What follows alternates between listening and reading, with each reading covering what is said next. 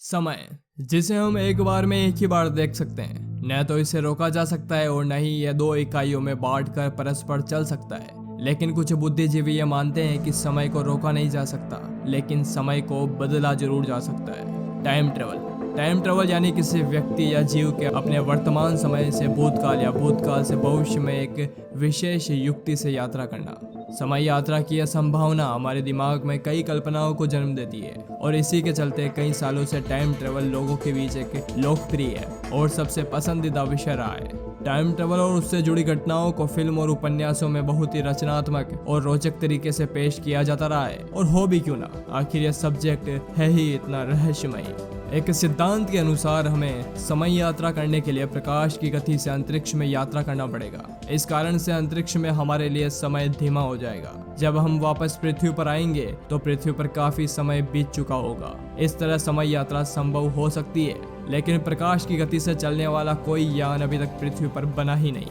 हालांकि समय यात्रा की कई घटनाएं प्रचलित है, लेकिन उन घटनाओं में कितनी सच्चाई है कोई नहीं जानता। आज हम उन घटनाओं के बारे में जानेंगे जिनमें कई लोगों ने समय यात्री होने का दावा किया है, तो कई लोगों ने समय यात्रा करके एक आयाम से दूसरे आयाम में जाने के प्रमाण प्रस्तुत किए हैं। तो आइए जानते हैं 7 ऐसी ही रोमांचक घटनाएं जो समय यात्रा के संभव होने का दावा करती है। नंबर 7, माइक टाइसन का फैन।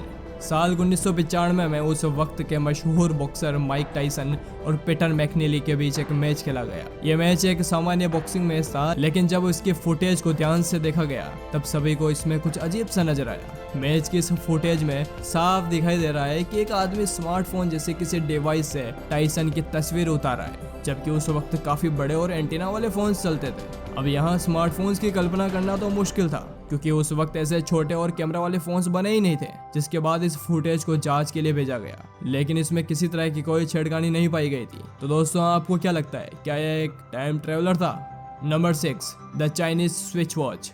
वर्ष 2008 के दिसंबर में जब चाइनीज शोधकर्ताओं में एक 400 साल से भी ज्यादा पुराना पत्थर मिला जिसे तराशा गया, तो उसमें से उनको एक अंगूठी के आकार की एक पुरानी घड़ी मिली जिसमें टाइम 10:06 पर रुका हुआ था, और यह घड़ी स्विट्जरलैंड में बनाई गई थी। यह एक अभी तक भी एक रहस्य ही है कि घड़ी का आविष्कार तो साल 1770 में पीटर हेलन के द्वारा किया गया था। तो फिर यह घड़ी इतने सालों पहले कहां से आई और इसको किसने बनाया? आज से 500 वर्ष पहले तो स्विट्जरलैंड का कोई अस्तित्व ही नहीं था, लेकिन इस घड़ी को स्विट्जरलैंड में बनाया गया था। तो आखिर यह घड़ी इतने पहले कैसे आ गई? यह बात सबकी समझ से परे है। Number 5, time traveller mummy.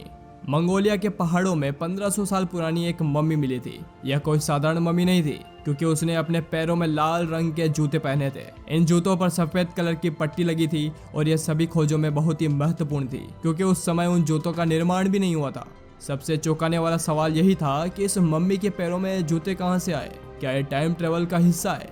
क्योंकि इस बात पर यकीन करना थोड़ा मुश्किल है कि क्या उस समय जूते बनते थे, जबकि ऐसा नहीं है। जूते बनने बहुत बाद में शुरू हुए। इसे देखकर तो ऐसा ही लगता है कि कोई भविष्य की यात्रा करके वहां गया हो और उसने इन जूतों को खरीदा हो। Number 4, the Philadelphia experiment. Philadelphia experiment एक मिलिट्री एक्सपेरिमेंट है। इस एक्सपेरिमेंट को यूएस नेवी ने फिलाडेल्फिया के समुद्री इलाके में 28 अक्टूबर 1943 को शुरू किया था। यह दुनिया की एक सच्ची और चौंका देने वाली घटना है, क्योंकि यूएस नेवी का एक लड़ाकू जहाज USS एल्ड्रिच DE-173 अपनी जगह से अचानक गायब हो गया, और उसी वक्त यह जहाज वर्जीनिया के नॉरफॉक शहर में देखा गया। यह परीक्षण इसलिए किया जा रहा था कि जिससे शत्रु के रडार में जहाज को छुपाया जा सके, मगर इस परीक्षण के साइड इफेक्ट के कारण जहाज टाइम ट्रेवल कर गया। और उसके बाद चौंकाने वाला सच यह है कि जब वर्जीनिया में जहाज को देखा गया तो जहाज में मौजूद सभी लोगों के शरीर के अंग जहाज में फंसे हुए थे, मानो टाइम ट्रेवल के दौरान उनके शरीर के हिस्से जहाज में फंस गए हो। कुछ लोग तो जहाज में गायब ही हो गए थे, जिनका पता आज तक नहीं लग पाया है। यह घटना सचमुच दिल दहलाने वाली थी। Number 3, time traveller hipster. यह घटना एक फोटो के रूप में सामने आई, जो कि पहली बार लोगों के बीच सन 2004 में आई। बताया जाता है कि यह फोटो 1940 की है, जो कि reopening of south fork bridge and gold bridge के दोबारा खुलने के मौके पर फोटो लिया गया था। फोटो में खड़े व्यक्ति के बारे में लोगों का मानना है कि व्यक्ति के कपड़े सन 1940 के वेशभूषा शैली से काफी आधुनिक है। साथ ही व्यक्ति के हाथ में एक डिजिटल कैमरा पकड़ा हुआ है, जो कि आज के फोटो कैमरा जैसा लगता है। लोग इस व्यक्ति के कपड़े तथा सन ग्लासेस की वजह से मानते हैं कि उस वक्त ऐसे आधुनिक चीजें फैशन में थी ही नहीं, और इस तरह के कैमरा का तब आविष्कार ही नहीं हुआ था। इन सब बातों को लेकर लोग ये मानते हैं कि यह व्यक्ति आधुनिक समय का कोई समय यात्री है जो समय यात्रा करके उस समय में गया था और संयोगवश इस फोटो में कैप्चर हो गया था। Number 2, Mann's Chinese theatre. यह घटना 1928 की है। तस्वीर में दिखाई जाने वाली यह लेडी सेल फोन पे बात करती हुई दिखाई देती है। यह तस्वीर हॉलीवुड में हुए मेंस चाइनीज थिएटर फुटेज का है। यह तस्वीर दिखाता है कि यह औरत बाएं हाथ को अपने कान पर इस तरह से ले जा रही है जैसे आज के समय के अनुसार वो सेल फोन पर बात करते हुए जा रही हो। लेडी के आसपास कोई भी नहीं है जिससे यह अंदाजा लगाया जा सके कि वो किसी और से बात कर रही हो। इस फोटो का पता फिल्म मेकर जॉर्ज क्लार्क ने लगाया था। हम तो यह नहीं कह सकते कि यह लेडी एक समय यात्री है, पर आज तक इस लेडी के बारे में स्पष्ट जानकारी न होने के बाद भी लोग इसे समय यात्री ही मानते हैं। Number 1, Rudolph फेंज।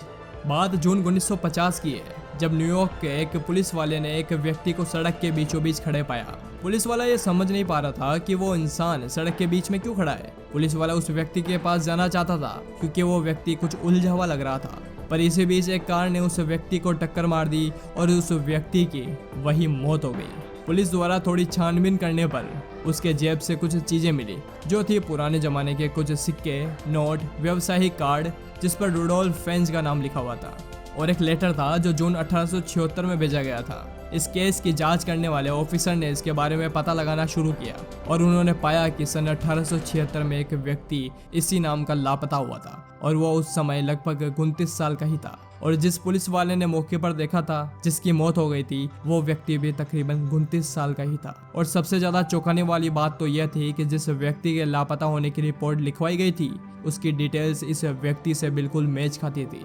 तो क्या ये वही इंसान था जिसके लापता होने की रिपोर्ट 1876 में लिखवाई गई थी? अगर ये वही था तो ये बात बहुत लोग मानते हैं कि वो एक समय यात्री था।